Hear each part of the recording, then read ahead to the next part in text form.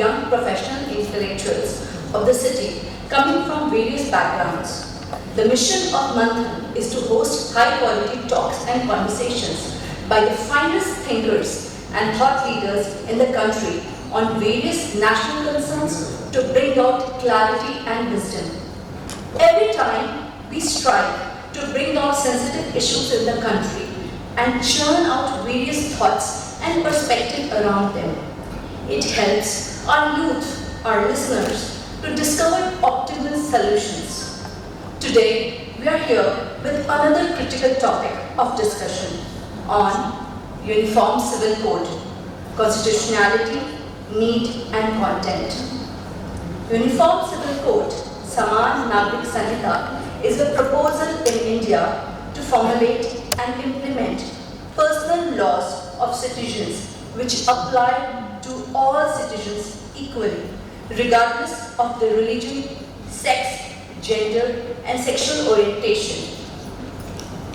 दूसरे शब्दों में कहें तो अलग-अलग पंथों के लिए अलग-अलग सिविल कानून ना होना ही समान नागरिक संहिता की मूल भावना है।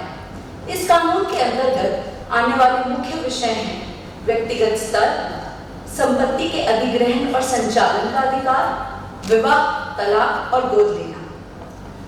To guide us and show us the right direction on this issue, it is our privilege to have with us Advocate Monika Arora ji. Monika Arora ji is currently practicing at Supreme Court and Delhi High Court. She is a standing counsel of JNU, Nalanda University and Association of Indian Universities. She also represents Government of India. She is an awardee of Sahitya Shri Award for her contribution to the field of Hindi, Sanskrit and education. She is the best-selling author of the book, Delhi Riots 2020, The Untold Story. It sold more than 50,000 copies of the book. Now, I welcome Monika Arora ji and request our convener, Satish G. Sarda, to escort her over the stage.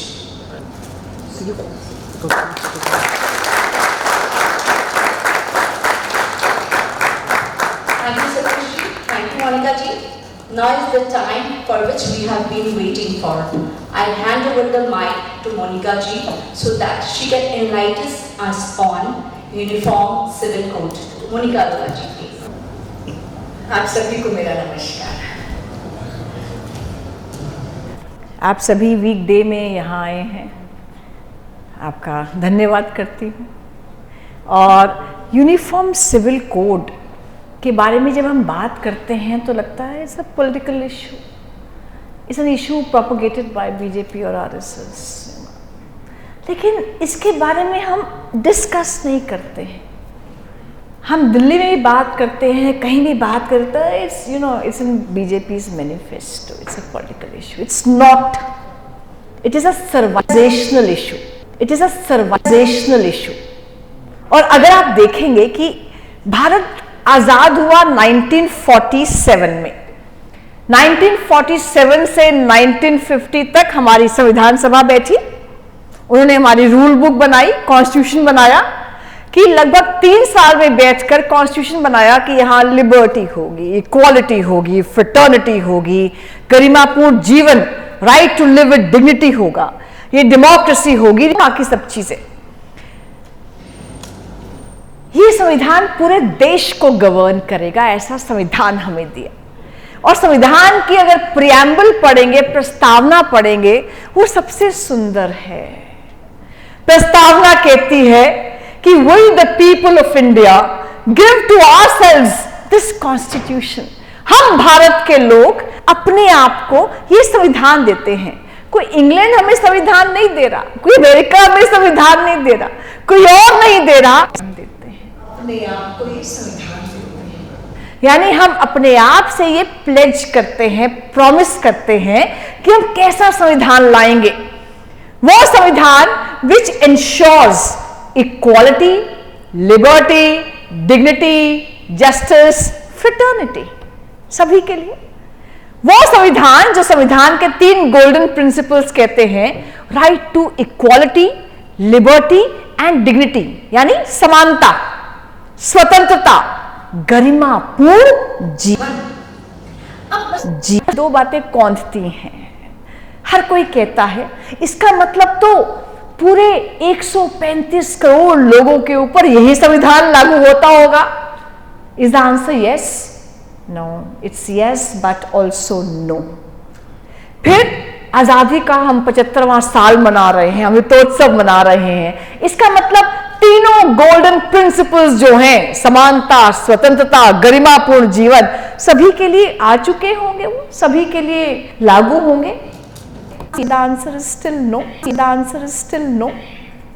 अगर no है और हम अमृतोत्सव मना रहे हैं तो सरकार क्या कर रही है, कानून क्या कर रहा है, संविधान क्या कर रहा है, सुप्रीम कोर्ट क्या कर रहा है, हाई कोर्ट क्या कर रहा है, ये अगर जानना है तो मैं आपको उस सफर पर ले चलती हूं जो सफर हमें बताता है कि यूनिफॉर्म सिविल कोड का कॉन्सेप्ट कहां से आया, कहां तक पहुंचा, किस रिलीजन में, किस धर्म में, किस मजहब से किस प्रकार से आवाजें उठी और सुधार होते गए, पर ये सुधार सभी धर्मों में और मजहब में समान नहीं थे। उस सफर पे जाने से पहले अगर मैं आपको एक बार परिभाषा बता दूं, डेफिनेशन बता दूं, what is uniform civil code. हम अगर लॉयर से पूछें, हम लॉयर सब कहेंगे कि we have uniform criminal code in India, यानी कोई हत्या करता है, कोई बलात्कार करता है, कोई चोरी करता है, कोई डकैती करता है, एक कानून है, उसका जाता है, जाति नहीं देखी जाती, सबको जेल में डाल दिया जाता है, ट्रायल होता है, जेल में डाल दिया जाता है, ट्रायल होता है। We also have uniform civil laws. We also have uniform civil code. क्योंकि अगर कोई कॉन्ट्रैक्ट में एंटर करता है, यूनिफॉर्म सिविल लॉज है, कोई रेंट पर प्रॉपर्टी देता है, कोई प्रॉपर्टी की सेल परचेज करता है, सिविल लॉज है, यूनिफॉर्म है, जेंडर नहीं देखा जाएगा, मोस्टली कास्ट रिलीजन बिल्कुल नहीं देखा जाएगा। You have uniform civil code. You don't have uniform family code. You do not have uniform family laws. यानी 4 चीजें आपके पास यूनिफॉर्म नहीं है हिंदुस्तान में। पहला मैरिज लॉज, दूसरा डाइवोर्स लॉज, तीसरा सक्सेशन लॉज और चौथा है एडॉप्शन लॉज। केवल ये 4 चीजें कॉमन नहीं है, ये आ जाएंगी यूनिफॉर्म फैमिली लॉ आ जाएगा। अब कॉन्स्टिट्यूशन क्या कहता है? हर बात पे कॉन्स्टिट्यूशन को कोट किया जाता है ना, वी मस्ट रीड कॉन्स्टिट्यूशन क्या कहता है। It's very simple to read. Article 44 constitution का कहता है directive principles of state policy, यानी राज्य के दिशा निर्देशक तत्व कि आज 1947 में हमारे पास इतनी पावर नहीं है, इतनी शक्ति नहीं है कि इन सबको हम इंप्लीमेंट कर सके, लेकिन दिशा यही होगी। कल को सरकार कोई भी कानून बनाएगा तो सरकार कानून ये डायरेक्टिव प्रिंसिपल्स को ध्यान में रखना पड़ेगा। तो आर्टिकल 44 कहता है state shall endeavour to secure for all its citizens uniform civil code. राज्य अपने सभी नागरिकों के लिए समान कानून, सिविल कानून लेकर आएगा। साथ में आर्टिकल 37 हम नहीं पढ़ते हैं। आर्टिकल 37 कॉन्स्टिट्यूशन का कहता है कि दीज प्रिंसिपल्स यानी directive principles of state policy they are fundamental to the governance of the country, and it shall be the duty of the state to apply these principles in making laws. लोग कहते हैं directive principles हैं, court कौन जाएगा, court जाओगे कुछ नहीं होने वाला, कोर्ट में जस्टिसेबल नहीं है। भैया आर्टिकल 37 पढ़ लो। आर्टिकल 37 कहता है स्टेट कोई भी कानून बनाएगा तो इन प्रिंसिपल्स को लागू करना पड़ेगा। फिर क्या बात है, क्यों नहीं लागू कर पाए आज तक? कॉन्स्टिट्यूशन कहता है प्रॉब्लम कहाँ है। अगर इस प्रॉब्लम को आप समझ लेंगे, तो हिजाब से लेकर ब्लास्फेमी तक आप सब प्रॉब्लम्स को समझ लेंगे। सब प्रॉब्लम्स की जड़ एक ही है। आपको मालूम है वो जड़ क्या है? मैं आपको उसी को कॉन्स्टिट्यूशनल लैंग्वेज में बताती हूँ। सफर पे ले चलती हूँ, आइए चलिए वैदिक काल से सफर करते हैं। वैदिक काल में तो यहाँ सब सनातनी ही रहते थे। जितना भी कानून था वो धर्म शास्त्रों पर ही आधारित था। जो धर्मशास्त्र कहते थे वो कानून था। उसके बाद शक आए, हूण आए, भारत में हमला करने आए, यहीं पर समा गए। मुगल आए, लूटपाट शुरू की, श्रद्धा केंद्रों पर अटैक शुरू किया, और जो अटैक शुरू किया तो जो राजा उनका होता था वही कानून होता था। राजा की शमशीर ही उसका कानून था। फिर आया औरंगजेब। जब औरंगजेब आया तो उसने देखा कि यहाँ तो मुसलमान तो बहुत है और हम मुसलमानों को एक अपना कानून चाहिए। कानून है नहीं है, जिसके हाथ में तलवार है, राज है, उसके हाथ में कानून है। क्या किया जाए? उसने लगभग 500 एक्सपर्ट्स पूरे दुनिया से एकत्रित किए, एक जगह पर बिठाया। उन्हें कहा मुझे I need Islamic law for south east Asia. मुझे यहाँ साउथ ईस्ट एशिया के लिए एक इस्लामिक कानून चाहिए। 5 एक्सपर्ट्स इस्लामिक लॉ के कई सालों तक बैठे। उन्होंने फतवा आलमगीरी बनाया। आलमगीर यानी बादशाह, फतवा मतलब जो बादशाह का रूल है, यानी औरंगजेब का रूल। फतवा आलमगीर बनाया, जिसकी 30 वॉल्यूम्स बनाई गई। वो था Islamic code of law for South Asia.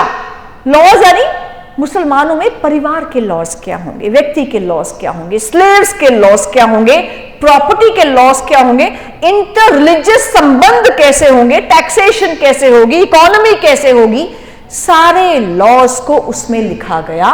फतवा आलमगीरी, जो आज भी साउथ एशिया में लागू है। हिंदुस्तान का पूरा मुस्लिम लॉ इस फतवा आलमगीरी पर बेस्ड है। अब सिविल में तो ले आए इसको, क्रिमिनल साइड पर कैसे लेकर आएंगे? फतवा आलमगीरी तो अरेबिक में लिखा औरंगजेब ने, और अरब के लॉज थे बेसिकली जो हिंदुस्तान में लाए गए। क्रिमिनल लॉज कैसे लाएंगे? वहां तो बहुत बारबेरिक और क्रूअल लॉज थे अरब में, यानी वहां के बदले आंख, हाथ के बदले हाथ था। कोई औरत कहती कि उसके साथ दुराचार हुआ है, बलात्कार हुआ है, तो उसको 4 मुस्लिम विटनेसेस लाने होते थे। वो नहीं लाएगी तो उस पर एडल्ट्री का इल्जाम लग के कोड़े मार के हत्या कर दी जाएगी। तो क्रिमिनल लॉज में हिंदुस्तान में ये इस्लामिक लॉज नहीं आ पाए, पर सिविल साइड पर फतवा आलमगीरी लागू कर दिया गया, जो अरेबिक में था, और उसको जो इंटरप्रेट करके लागू कौन करेगा? यही उलेमा करेंगे, इस्लामिक रिलीजियस स्कॉलर्स ही करेंगे, क्योंकि उन्हीं को अरेबिक आती थी। तो आता गया, लागू हो गया। अब ये फतवा आलमगीरी किस चीज पर बेस था? ये बेस था 4 चीजों के ऊपर। पहला, कुरान की आयतों के ऊपर, डिवाइन रेवलेशंस। दूसरा था हदीथ, लाइफ ऑफ प्रॉफिट के ऊपर। तीसरा था इजमा, मुस्लिम स्कॉलर्स के कंसेंसस के बेसिस पर। फिर इज्तिहाद, यानी अगर कुरान किसी पॉइंट पर साइलेंट है तो कुरान एक प्रकाश में इस्लामिक स्कॉलर्स उसका बताते थे कि इस क्वेश्चन का आंसर ये हो सकता है। इज्तिहाद और कियास, यानी इन स्कॉलर्स की रूलिंग्स। तो बेसिकली जो इस्लामिक लॉ बेस था, ये कुरान, हदीथ, इजमा, इज्तिहाद और कियास पर बेस था। बेसिस बना इस्लामिक लॉ का, लागू हो गया, सिविल में लागू हो गया ये सारा। उसके बाद ब्रिटिशर्स आए। ब्रिटिशर्स का एक ही था, हमें तो यहाँ लूटपाट करने आना है, पैसा लेना है और बाहर जाना है। We will not interfere in either Hindu और इस्लामिक लॉ। लेकिन उस समय क्या हुआ? 1857 में क्रांति हो गई, ईस्ट इंडिया कंपनी गई और रानी का राज आ गया। उनका भी एक ही था, we will not interfere here, we have just come here to rule. हमें ना इस्लामिक लॉ से मतलब है, ना हिंदू लॉ से मतलब है। लेकिन उस समय क्या हुआ, हिंदू समाज से लगातार आवाजें उठनी शुरू हो गई, आवाजें कुरीतियों के अगेंस्ट में, समाज सुधार के लिए। समाज सुधारक खड़े हुए, राजा राममोहन रॉय खड़े हुए। उन्होंने विलियम बेंटिंक से दोस्ती की, जो गवर्नर जनरल थे ब्रिटिशर्स के, ब्रिटिश इंडिया के, और उन्होंने कहा कि हमें भारत में हिंदुओं के कानून में संशोधन चाहिए, ये सती प्रथा को बैन करो। तो 1829 में सती एबोलिशन एक्ट आया, हिंदू समाज से आवाज आई, हिंदू समाज सुधारक खड़े हुए, विलियम बेंटिंक जो ब्रिटिशर्स थे उनका साथ लिया और लॉ लेकर आ गए। उसके बाद ऐसे ही लड़कियों के अधिकारों की बात होनी चाहिए। जो यहाँ लड़कियां हैं, जवानी में विधवा हो जाती हैं, सफेद साड़ी पहनती हैं, सिर मुंडा लेती हैं, खाने को एक टाइम की रोटी मिलती है, क्यों? उनकी गलती क्या है? ईश्वर चंद्र विद्यासागर खड़े हो गए। उन्होंने क्या कहा कि हिंदू विडो रीमैरिज एक्ट आना चाहिए। उन्होंने बात की, गवर्नर जनरल से दोस्ती की और एक्ट लेकर आए। यानी यहां बयार बह रही थी, समाज सुधार की बयार बह रही थी। हिंदुओं के अंदर समाज बोल रहा था, अलग बोल रहे थे, समाज सुधारक बोल रहे थे, और ब्रिटिशर से कह रहे थे रिफॉर्म आवर कस्टम्स। जो भी कुरीतियां आई हैं यहां पर मुगल रूलर्स के कारण से, समय के कारण से, इन कुरीतियों को हटाओ। We want to reform Hindu society. एक तरफ यहां पर सुधार की बयार बह रही थी, उसी समय दूसरी ओर क्या हो रहा था? अब वहां पर मुस्लिम समाज से कोई आवाज नहीं आई सुधार की। आज तक इंतजार कर रहे हैं, मुस्लिम सुधारक कोई खड़ा हुआ कुरीतियों के अगेंस्ट में, आज तक इंतजार कर रहे हैं। और उल्टा क्या हुआ, वहां से फोर्स डाली गई, प्रेशर डाला गया ब्रिटिशर्स के ऊपर, you don't dare touch our religion and our practices. 1937 में शरिया एप्लीकेशन एक्ट लाया गया। 1937 में यहां जहां एक और रिफॉर्म की बयार बह रही है हिंदू समाज में, वही ब्रिटिशर्स मुस्लिम स्कॉलर्स के, वहां के जो लीडर्स हैं उनके प्रेशर में आकर शरीयत एप्लीकेशन एक्ट 1937 लेकर आए। कितने? 6 सेक्शंस हैं, 3 पेज का एक्ट है, गूगल कीजिए, इंटरनेट पर मिलेगा। 3 पेज का एक्ट, जिसका सेक्शन 2 कहता है all Muslims shall be govern bye शरीयत फुल स्टॉप। यानी यहां जो कानून आ रहे थे वो बताते थे अपराध क्या है, ये अपराध होगा, ये उम्र होगी, ये अपराध होगा तो ये सजा होगी, इसकी अपील यहां होगी। वहां कुछ नहीं, यहां बताते हैं राइट्स और ड्यूटीज क्या है, किसकी क्या राइट्स होगी, लीगल रेमेडीज क्या होगी, वहां कुछ नहीं, एक आवाज नहीं वहां पर। Muslims will be govern by sharia full stop. शरिया क्या है उलेमा बताएंगे, क्योंकि अंग्रेजी में नहीं है ये, जो है फतवा आलमगीरी वो अरबी में है। फिर यहां इस तरफ सुधार की बयार बहती गई। 1929 आया, शारदा एक्ट आया कि लड़कियों की उम्र 18 करो, 14 करो, लड़कियों की शादी की उम्र 14 और लड़कों की शादी की उम्र 18 की गई। मुस्लिम समाज में कोई आवाज नहीं आई। ये हिंदू समाज में ये एक्ट आया, चाइल्ड मैरिज रेस्ट्रेंट एक्ट। 6 साल में, 10 साल में, 12 साल में कोई शादी नहीं होगी, कम से कम 14 साल उम्र होनी चाहिए। उसके बाद आया देशमुख एक्ट 1937 में, जिसने कहा कि जो हिंदू विडोज हैं they should have equal right in property as the sons. विधवा होगी तो उसकी क्या गलती है, उसको पूरा अधिकार मिलना ही चाहिए। तो जो बाकी लड़कों का अधिकार होता है वैसा विधवा को मिलना चाहिए। 1937 में ये देशमुख एक्ट आया, rights to property act, Hindu women rights to property act. उसके बाद आ गई कॉन्स्टिट्यूएंट असेंबली, 1948 के आसपास आई और 1950 तक आई कॉन्स्टिट्यूएंट असेंबली। 2 साल और 11 महीने चली। बहुत डिबेट डिस्कशन हुआ। अंबेडकर जी ने कहा यहां यूनिफॉर्म सिविल कोड आना चाहिए, 1 नेशन 1 लॉ होना चाहिए। खूब डिस्कस हुआ, खूब डिबेट हुआ, बट नेहरू जी और बहुत से मुस्लिम लीग के लोग और बाकी लोग वो कन्विंस नहीं थे। उन्होंने कहा the time is not ripe enough, ये समय अभी नहीं आया कि सभी के लिए एक कानून लाया जा सके। वो समय शायद आज तक नहीं आया। शायद अच्छा काम करने के लिए समय की जरूरत नहीं होती है, वो इच्छा शक्ति की आवश्यकता ज्यादा होती है। 1955 में पहले तो कॉन्स्टिट्यूशन में यूनिफॉर्म सिविल कोड आ गया कि दिशा यही होगी, आज दशा नहीं है एक कानून लाने की, दिशा यही होगी। 1955 में पूरे हिंदू लॉ को रिफॉर्म कर दिया गया। 1955 में चारों इश्यूज के ऊपर 4 कानून आए हिंदुओं के, मैरिज के ऊपर, डिवोर्स के ऊपर, एडॉप्शन के ऊपर, सक्सेशन के ऊपर। आप ध्यान कीजिए 1955 में हिंदू मैरिज एक्ट आया। हिंदुओं में डाइवोर्स नहीं था, ये 7 जन्मों का संस्कार था, ये कॉन्ट्रैक्ट नहीं है। We don't enter into a contract in which एक ऑफर देता है, एक एक्सेप्ट करता है, ऐसा नहीं है। मुस्लिम मैरिज इज अ कॉन्ट्रैक्ट। हिंदुओं में ये संस्कार है, इसमें एंट्री तो है, एग्जिट नहीं है। इसमें डाइवोर्स का कोई प्रावधान नहीं था। आप देखिए तलाक और डाइवोर्स, डाइवोर्स की आप हिंदी का शब्द बताइए, विवाह विच्छेद नहीं मिलेगा। उसके अलावा कुछ शब्द बताइए, कोई एक शब्द डाइवोर्स का है ही नहीं, क्योंकि डाइवोर्स का प्रावधान ही नहीं था, या एंट्री थी, एग्जिट नहीं थी। जब माँ बाप का झगड़ा होता था ना, तो पिताजी कहते थे ये तो तेरा मेरा पहला जन्म है, भगवान ने क्यों लड़ रही है? वो कहती पहला नहीं आखिरी जन्म है, 7वां जन्म है तेरे साथ तो मेरा ही है।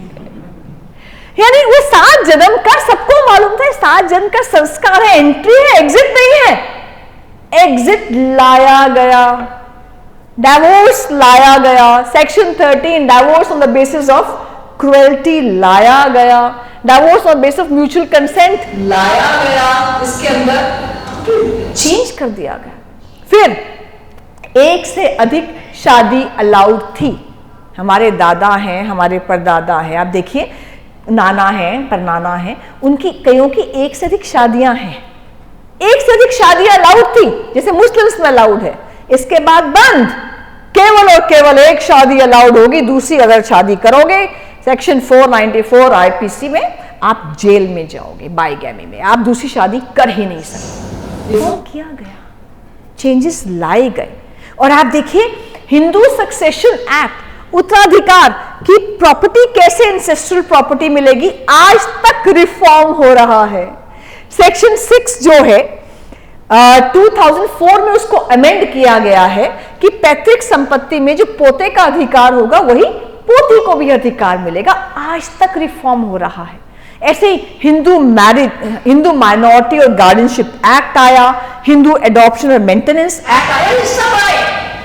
उस समय की गुस्सा आया हिंदू समाज में। हिंदू समाज कहता है हमसे पूछा नहीं, हमसे बात नहीं की, स्टेक होल्डर से डिस्कस नहीं किया, कोई कंसेंसस नहीं लिया गया, बस आए और तुमने अपना फतवा जारी कर दिया कि तुम रिफॉर्म कर रहे हो, चेंज कर रहे हो। विरोध भी हुआ, उस विरोध को नेहरू जी ने दरकिनार कर दिया। अंबेडकर जी ने कहा जब समय ठीक है कि 80% लोगों के लिए आप एक कानून ला रहे हो, उनके कानून को रिफॉर्म कर रहे हो, कोडिफाई कर रहे हो, तो बाकी 20% के लिए समय नहीं आया। ये प्रश्न लगातार चलते रहे।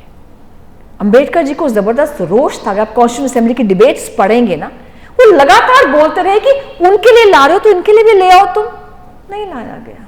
अपीजमेंट, हिंदुओं का लॉ कोडिफाई किया गया, उसको रिफॉर्म किया गया, एक एक कानून बनाया गया। ये अपराध करोगे ये सजा होगी, ये अपील होगी, मिटिगेटिंग सर्कमस्टांसेस क्या होंगे, सब कुछ लिखा गया उसके अंदर। तो ये क्या रहा, से आवाज आई, समाज सुधारकों की आवाज आई, एक्ट्स बनते गए, रिफॉर्म होते गए। अब मैं बात करती हूं क्रिश्चियन लॉ की। देखिए क्रिश्चियन पर्सनल लॉ भी रिफॉर्म किया गया। कारण क्या था, ब्रिटिशर्स और क्रिश्चियंस का धर्म एक ही था, बोथ वर क्रिश्चियंस।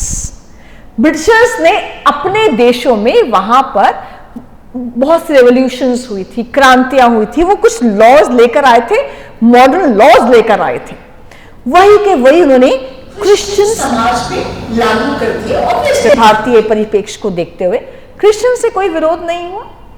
उन्हें लागू किया Indian Christian marriage act 1872, Indian divorce act 1869, guardianship and wards act 1890, Indian succession act 1865। चारों लागू कर दिए, मैरिज का, डिवोर्स का, सक्सेशन का और एडॉप्शन का। एडॉप्शन तो खैर मुस्लिम्स और क्रिश्चियंस में होती नहीं है। एडॉप्शन सिर्फ हिंदुओं में ही होती है, पर अब कुछ जुवेनाइल जस्टिस एक्ट बाकी जगह लाए जा रहे हैं कि ये भी एडॉप्ट कर पाए।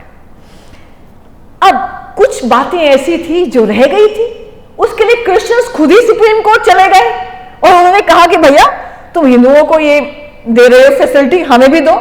सुप्रीम कोर्ट कहती है ठीक है तुम भी ले लो। तो यूनिफॉर्मिटी के लिए क्रिश्चियंस भी सुप्रीम कोर्ट चले गए और मिल गई उनको वो। तो practically for all practical purposes I can say कि मोस्टली क्रिश्चियंस के पास भी एक यूनिफॉर्म सिविल कोड है, मॉडर्न सिविल कोड है। लेकिन अब बात आती है मुस्लिम लॉ की। हेजिटेशन रही, समाज में रही, सुधारकों में रही, मुस्लिम पढ़े लिखे लोगों में रही, जिनको आप मॉडरेट इंटेलेक्चुअल मुस्लिम्स कहते हो, उसमें रही, गवर्नमेंट्स में रही, कोर्ट्स में रही। Nobody interfered with the Muslim law, nobody interfered with Fatawa Alamgiri which was based on sharia. Nobody interfered, वहां से आवाज नहीं आई। पोजीशन थी do not interfere, you want to rule, do not interfere. Courts kept quiet, governments kept quiet. It suited them. Maybe it suits them today also. लेकिन 1952 में कहते ना सिर मुंडाते ही ओले पड़े। 1947 में हम आजाद हुए, स्वतंत्र हुए। 1950 में हमारा संविधान बना। 1952 में एक जबरदस्त केस आ गया, जिस केस ने पूरे हिंदुस्तान के मुस्लिम लॉ को उलट पुलट कर रख दिया। वो केस था नरसू अप्पा माली वर्सेस स्टेट ऑफ बॉम्बे। क्या केस था? केस था नरसू अप्पा माली कोर्ट में आ गया। उसने कहा जी मैंने एक शादी की, उससे मुझे पुत्र नहीं हुआ, मैंने दूसरी शादी कर ली कि मुझे पुत्र चाहिए, पिंडदान करने के लिए बेटा चाहिए, और ये इसेंशियल रिलीजियस प्रैक्टिस है मेरे हिंदू धर्म की, मेरे रिलीजन का भिन्न अंग है, मुझे पुत्र चाहिए, मैंने दूसरी मैरिज कर ली। इन्होंने ट्रायल किया, कहते हैं मुझे 6 महीने के लिए जेल में डाल देंगे बाईगैमी में। यहीं पर जो लॉ है वो मुस्लिम समाज को इजाजत देता है कि मुस्लिम आदमी 4 शादियां कर सकता है।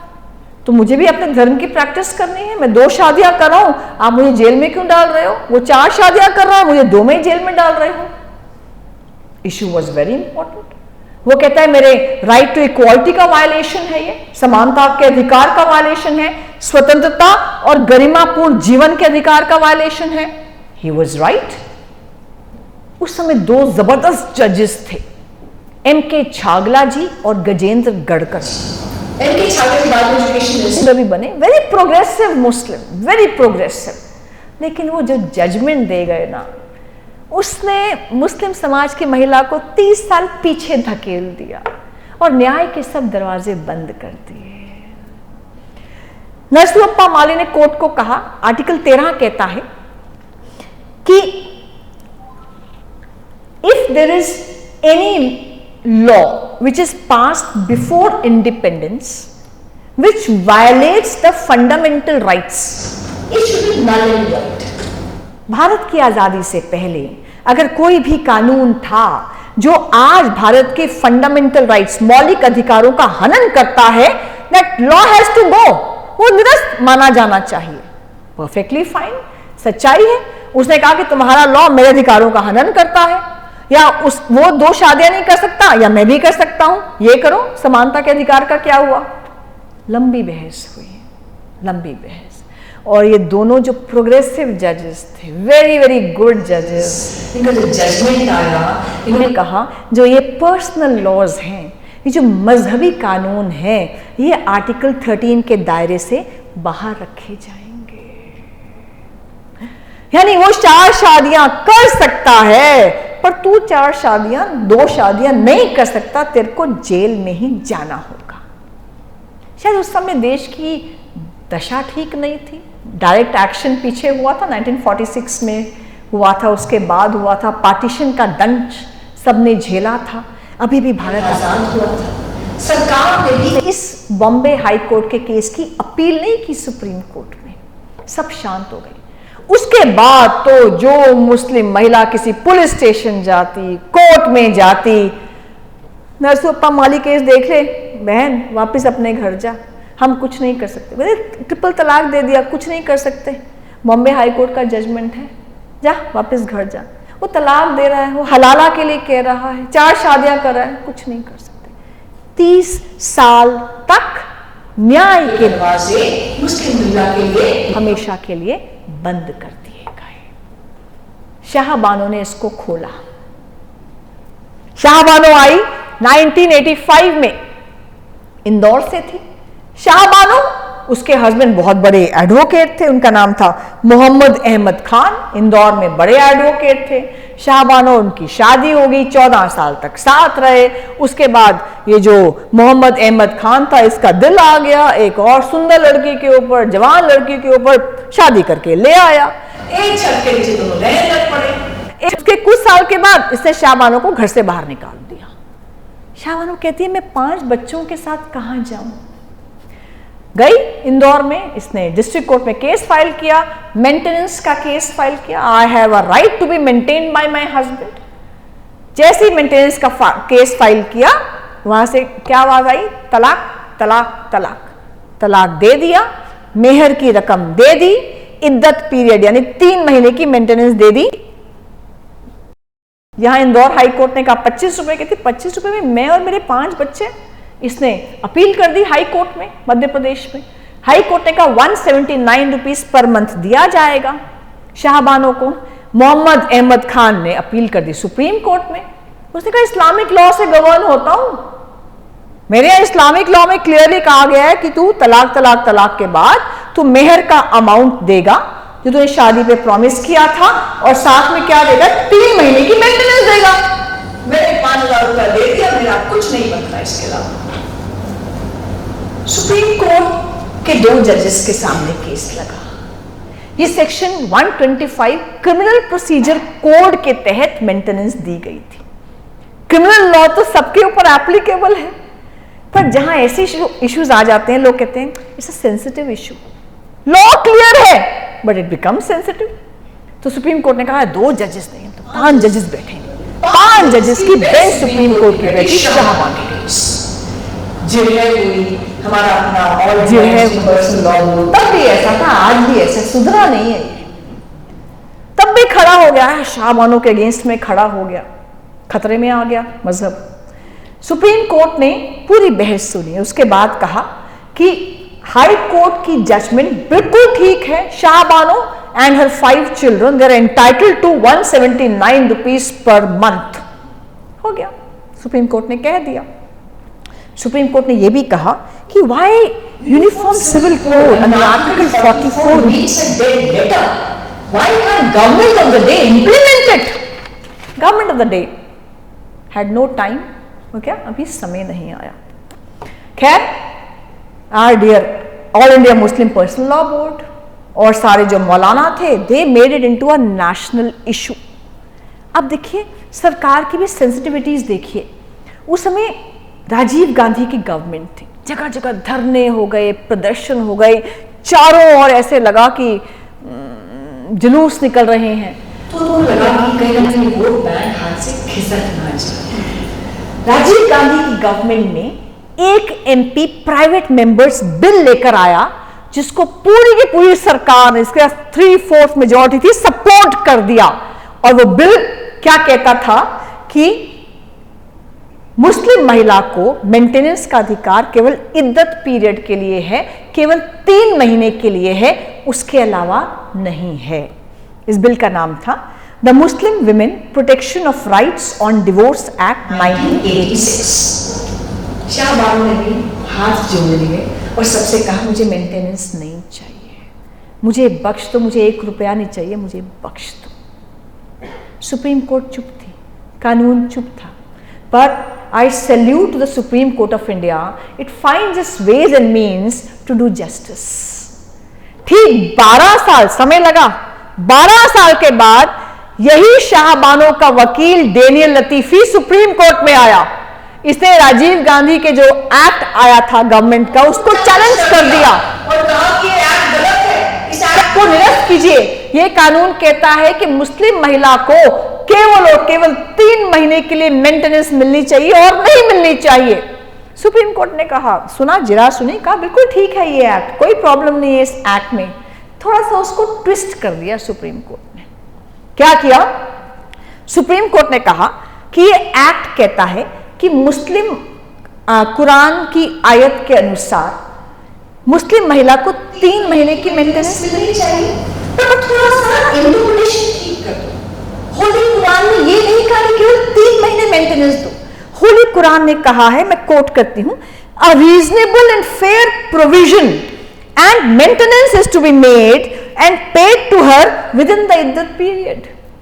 यानी जीवन भर का जो भरण पोषण और जितना पैसा मुस्लिम महिला को चाहिए वो रीजनेबल और फेयर कैलकुलेट करके सारा पैसा दो और पहले 3 महीने में ही दे दो।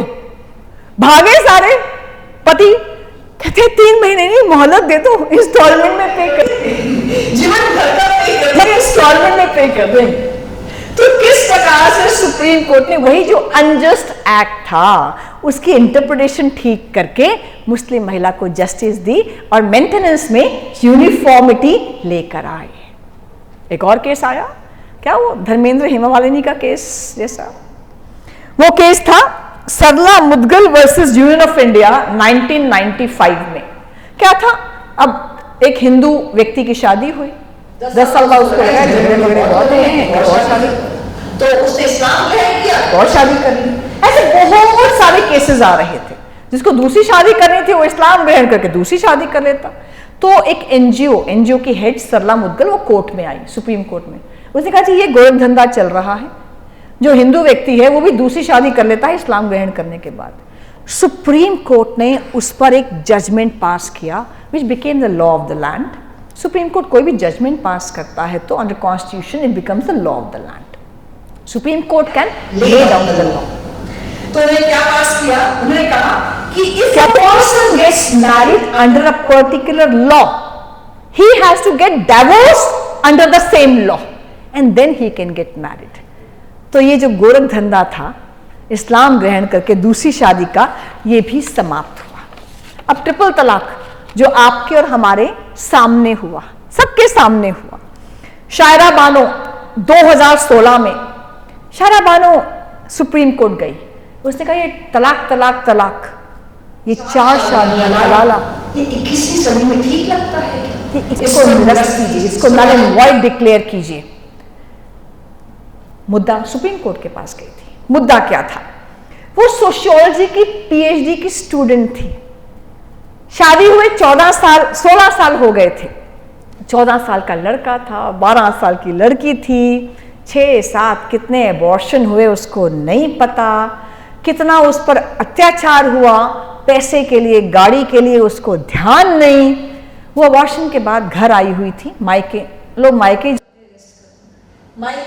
गई रेस्ट करने के लिए, मेडिकल लीव पर कह सकते हो। वहां उसको जो उसमें आया स्पीड पोस्ट से तलाकनामा आया, तलाक तलाक तलाक।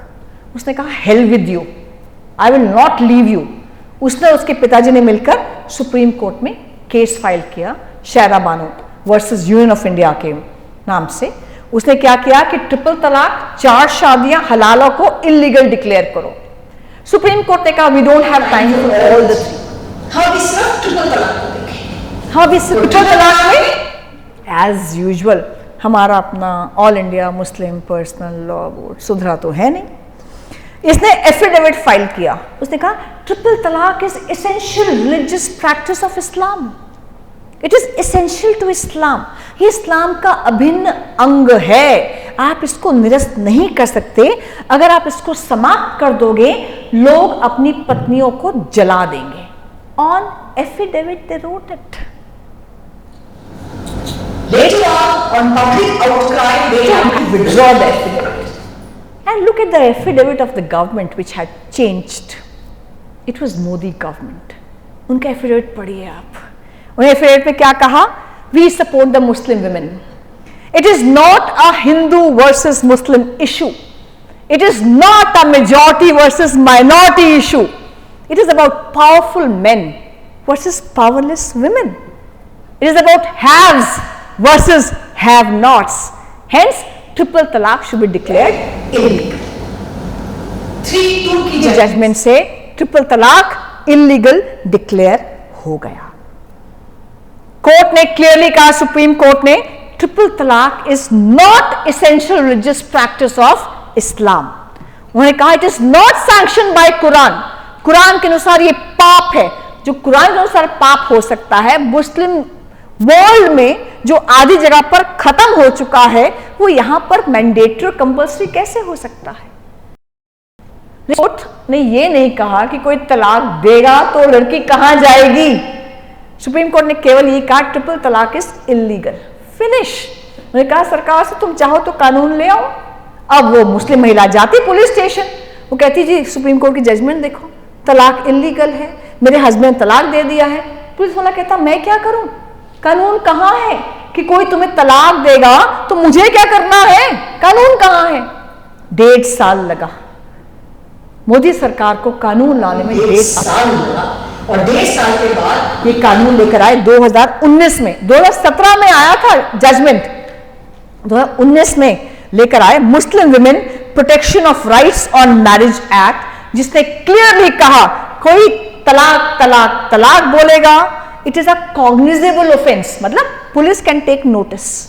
It is a non bailable offence, यानी बेल के लिए कोर्ट में जाना पड़ेगा, पुलिस पकड़ लेगी।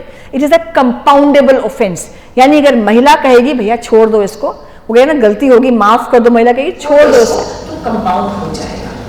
तो जब आदमी कहता है तलाक तलाक तलाक, लड़की बोलती है जेल जेल जेल, आदमी कहते मैं तो मजाक कर रहा था। अब SMS, व्हाट्सएप, स्पीड पोस्ट से तलाक समाप्त। मुझे ध्यान है उन दिनों जब ट्रिपल तलाक का चल रहा था, we had so many cases, और उसमें केरला का केस था। आप इंटरनेट पर जाएंगे आपको ध्यान में आ जाएगा। केरला का केस था, विधवा की लड़की, उससे किसी ने सऊदी से या किसी मिडिल ईस्ट कंट्री से आके शादी की, सोना जेवर सब लेकर चला गया। अच्छी अच्छी बातें की, 10-15 दिन तक रहा भी, 1 महीना रहा इसके साथ। वहां गया, 15 दिन के बाद फोन उठाना बंद, तो ये लगातार मैसेज करती कि कहाँ गए हो, मुझे लेकर जाओ, मैं तुम्हारी ब्याहता हूँ, मुझे उस देश में लेकर जाओ। 1-1.5-2 महीने के बाद उसका मैसेज आया, I have tested apples, I cannot eat apples all my life, I have to eat other fruits also, hence तलाक तलाक। 21st सेंचुरी की बात कर रहे हैं हम, 21st सेंचुरी की बात कर रहे हैं। Why this touch me not policy towards reform in Islam और शरिया? Why? तो आखिर में मैं यही कहूंगी कि कोरोना आ गया, वरना बहुत सारे केसेस पेंडिंग हैं। ट्रिपल तलाक भी जाएगा। तलाक एहसान जो देते हैं, एक बार तलाक दे दिया 3 महीने तक रिवोकेबल रहता है, उसके बाद वो इम्प्लीमेंट होता है। तलाक हसन भी जाएगा, जो 3 महीने में 3 बार तलाक बोलकर तलाक हो जाता है। सब तलाक जाएंगे, क्योंकि महिला के पास तलाक का कोई साधन नहीं है, एक तरफा नहीं हो सकता ना। The man can give divorce, the wife can not give divorce. Why? दूसरा, 4 शादियां भी जाएंगी और हलाला भी जाएगा। कोई भी भेदभाव की प्रैक्टिस किसी भी रिलीजन में है, it must go, it must go. ये सब केसेस पेंडिंग है, सक्सेशन का केस भी पेंडिंग है, ये तो मैं खुद ही जानती हूँ। सक्सेशन का केस भी पेंडिंग है कि जो मुस्लिम माँ बाप मरते हैं तो लड़की को भाई से आधी प्रॉपर्टी मिलती है, कोई आवाज नहीं आती। इतने पढ़े लिखे लोग हो गए हैं, कोई आवाज नहीं आती है कि ये गलत है, ये भेदभाव है, नहीं होना चाहिए। मजहब खतरे में नहीं आता, औरत को इज्जत देने से मजहब खतरे में नहीं आता। गोवा में कहाँ आ गया, शादी होगी हनीमून पे गोवा जाएंगे। अरे गोवा में तो यूनिफॉर्म सिविल कोड है, वहां पोर्चुगीज का राज रहा। 1961 में गोवा मर्ज हुआ इंडिया में, तो उसके बाद यहाँ पर भी पोर्चुगीज सिविल कोड चल रहा था। 1966 में यहाँ न्यू सिविल कोड आया जो पोर्चुगीज सिविल कोड पर आधारित था। ये यूनिफॉर्म सिविल कोड है। यहाँ ना पॉलीगैमी, ना 4 शादियां हैं, ना हलाला है, ना ट्रिपल तलाक है, कुछ नहीं है। आदमी औरत बराबर का हक है, जैसे हमारे यहाँ हिंदुस्तान में बाकी कानून में दिया गया है। तो यहाँ से इंडियन गवर्नमेंट ने कहा गोवा में, भैया तुम्हें हमारे लॉज चाहिए? उन्होंने कहा हमें बख्श दो, हमारा यूनिफॉर्म सिविल कोड अच्छा है हमारे लिए। गोवा में यूनिफॉर्म सिविल कोड है, वहाँ सब धर्मों के, सब मजहब के लोग अच्छे से रह रहे हैं, एंजॉय कर रहे हैं। दिल्ली नागपुर से ज़्यादा एंजॉय करने वहीं जाते हैं। वहाँ तो कोई खतरे में नहीं आया किसी का मजहब। यहाँ कैसे आ सकता है? मेरे पास बस एक एग्जाम्पल देके ख़त्म करूँगी। 2 बातें, एक राइट टू रिलीजन बताऊँगी और एक उस लड़की का बताऊँगी जो मेरी आंखों के आगे हमेशा आ जाती है जब भी मैं ट्रिपल तलाक यूनिफॉर्म सिविल कोड पर बोलती हूँ। मैं अपने कोर्ट में चेंबर में बैठी हुई थी, एक लड़की आई, ऐसा लगा बॉलीवुड से उठ के सीधा चेंबर में लैंड की है। तो उसको मैंने कहा आगे बैठ गए, डिवोर्स लॉयर। अच्छा, लॉयर को डिवोर्स लॉयर कहते हैं तो बुरा लगता है कि हम इसलिए बैठे हैं कि सबके डिवोर्स कराएं। तो हमने कहा हाँ, we are matrimonial dispute resolution lawyers, मतलब बाकी भी काम करते हैं। तो उसने कहा कि I want to say something. मैंने कहा हाँ बोलो। वो बोलने से ज़्यादा ना जैसे हताश बैठी हुई थी। अच्छा, मुझे लगा कि मेंटेनेंस की दिक्कत होगी, हस्बैंड मेंटेनेंस का पैसा नहीं देता होगा। तो मैंने कहा कि क्या व्हाट हैपेंड? कहते you know my husband. But what about that? तो मैंने कहा maintenance? No no, I earn 4 times then what he earns, I am an air hostess. अच्छा, कहती है but you know my husband and I we live together for about 4 years। मैंने कहा अच्छा, then we got married. मैंने कहा okay. तो मैंने कहा देन व्हाट? बहुत मुश्किल से बोल रही थी उसने कहा कि it's about 1 year into marriage. और वो कह रहा है कि तू और वो एक ही घर में मेरे साथ रहा, तू और वो एक ही घर में मेरे साथ रहोगे। मुझे लगा एक नया केस आ गया। तो मैंने कहा जंगल राज है क्या, चिंता मत कर। मैंने उसको पूरा कानून समझा दिया, बायगैमी क्या होता है पूरा बता दिया उसको। कहते no no you haven't asked my name. अब वकील को कहो तूने ढंग का क्वेश्चन नहीं पूछा तो उसकी भी ईगो हर्ट होती है। तो मैंने कहा what is there in name? Shakespearean दास। मैंने what is there in name? कहती ma'am everything is there in name, my name is Tasneem Ahmadi. उसने ऐसे कहा तो मैं चुप थी, क्योंकि कानून भी चुप था, संविधान भी चुप था, पुलिस भी चुप थी और कोर्ट भी चुप थी। Everybody was quite. उसको न्याय कोई नहीं दे सकता था क्योंकि उसका नाम ऐसा था। और फिर शायद उसकी आंखों में से जो लगभग आंसू गिरने ही वाले थे, वो शायद अपने पति से कह रहे हों कि तलाक तो दे रहे हो कहर के साथ, मेरा शबाब भी मुझे लौटा दो इस मेहर के साथ। शायद उस समय जो ट्रिपल तलाक पे सुप्रीम कोर्ट में बहस चल रही थी, शायद वो कोर्ट को और सरकार को उसकी आंखें कह रही थी कि वह दौर भी देखा है तारीख की इन आंखों ने कि लम्हों ने खता की है, सदियों ने सजा पाई है, चूक मत जाना इस बार तो न्याय देना। और शायद पूरे हिंदुस्तान से वो लड़की कह रही थी कि हो गई है पीर पर्वत सी पिघलनी चाहिए, इस हिमालय से कोई गंगा निकलनी चाहिए। सिर्फ हंगामा खड़ा करना हम बहनों का मकसद नहीं, हमारी कोशिश है कि ये सूरत बदलनी चाहिए। और तेरे सीने में नहीं तो मेरे सीने में सही हो कहीं भी बराबरी और न्याय की आग, लेकिन आग जलनी चाहिए, आग जलनी चाहिए।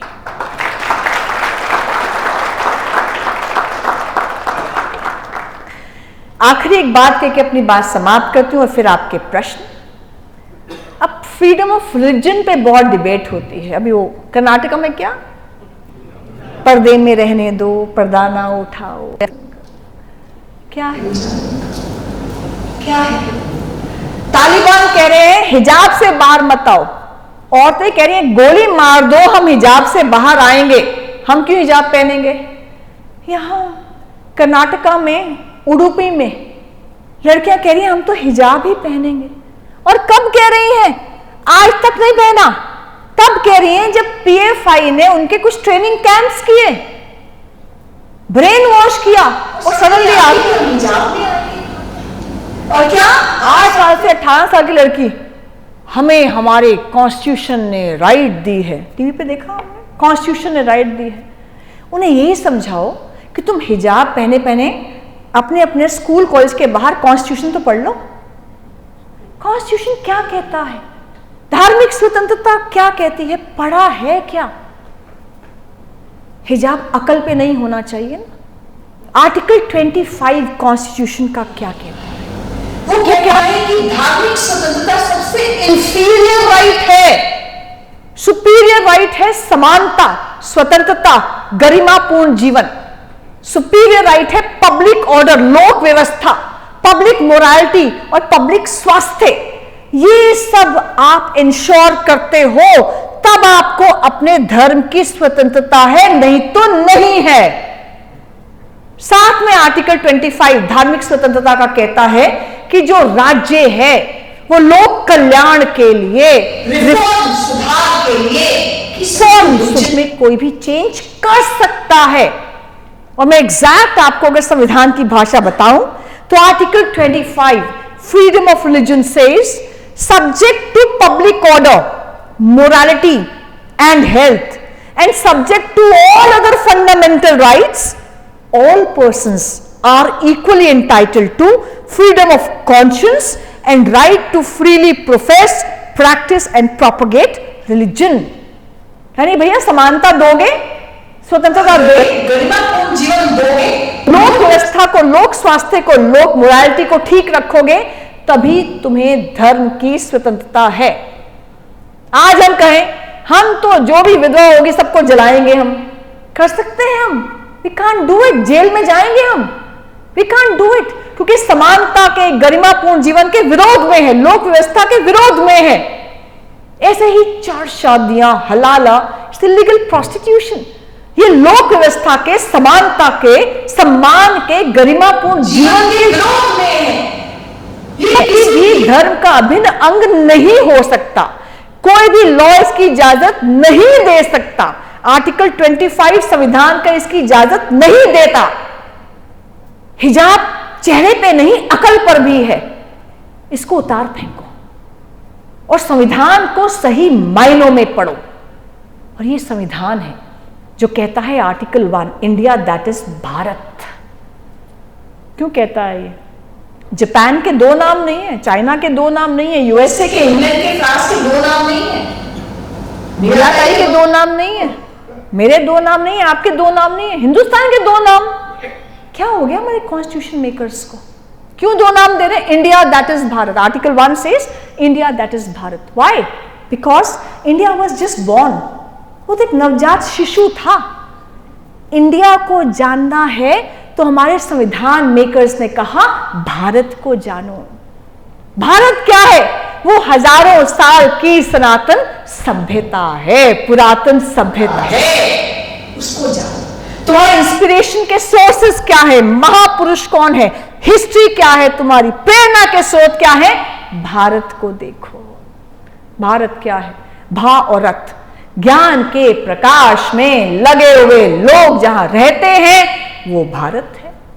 और जैसे हमारे कॉन्स्टिट्यूशन के 5 फंडामेंटल फीचर्स हैं, 5 नहीं बहुत सारे हैं, फंडामेंटल फीचर्स हैं कॉन्स्टिट्यूशन के, क्या है?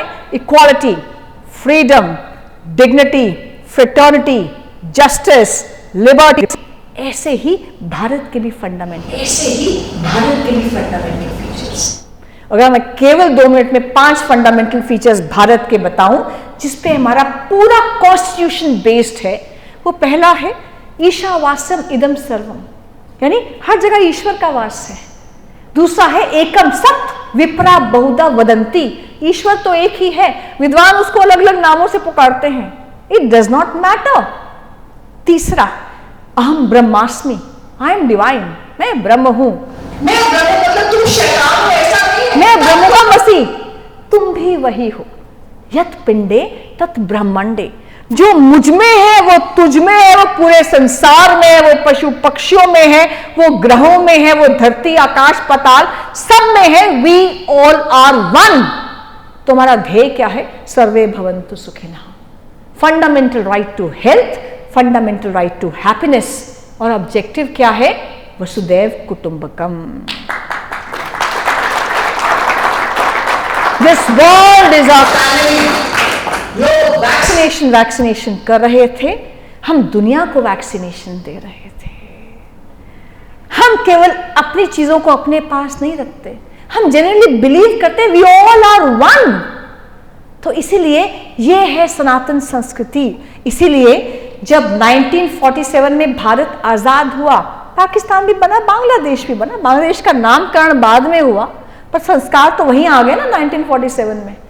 तो भारत जब दो में डिवाइड हुआ, ये तो भारत था, लोग भी वही, पॉपुलेशन भी वही, रहन सहन भी वही, भाषा भी वही, खान पान भी वही, कस्टम सब कुछ वो था।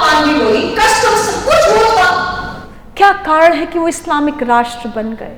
हम फिर भी सर्वधर्म संभाव पर चलते रहे, क्योंकि पाकिस्तान और बांग्लादेश में से भारत विलुप्त हो गया, सनातन संस्कृति विलुप्त हो गई, वो मजहबी राष्ट्र बन गए जहां केवल एक मजहब के आदमियों को हक था।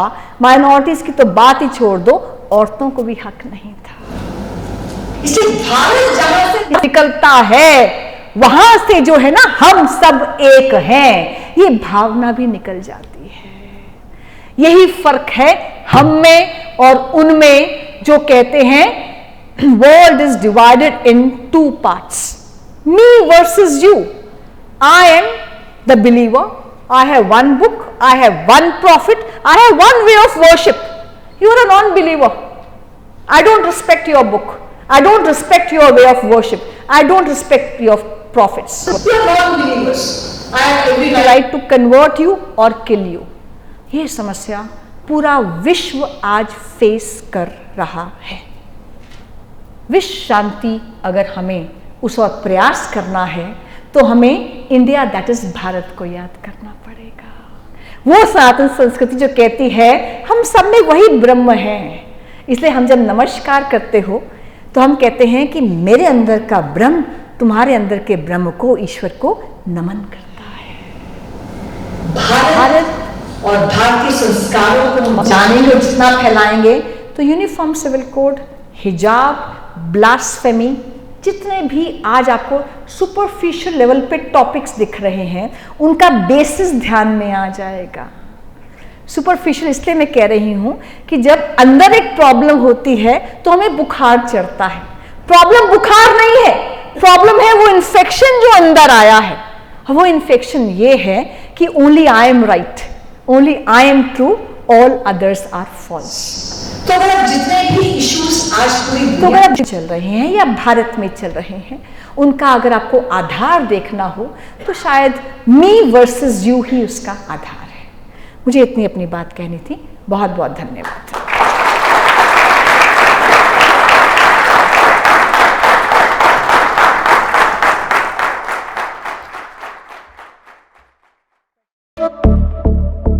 Thank you.